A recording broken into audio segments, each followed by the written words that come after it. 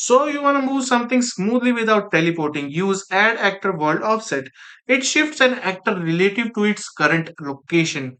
Now to better make you understand how it works, first of all you can call it like add actor, okay? Add actor world offset and you can see it here, okay?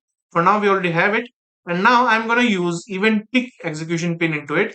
You can add whatever you like, but for demonstration purpose I'm going to use like this and I'm going to split the pin because I would like to only move it in X direction.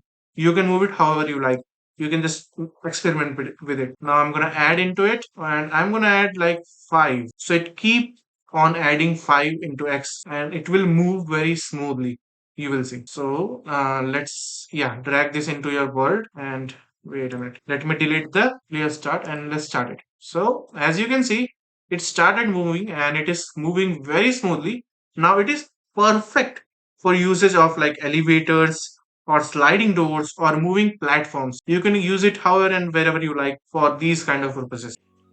And hey, if you like seeing these nodes in action, check out the game I'm building, Reborn the Evil Being. It's all blueprint under the hood, and the demo is free to play on Steam. Hope that helps, and as always, I hope you have a great day, and I'll see you around.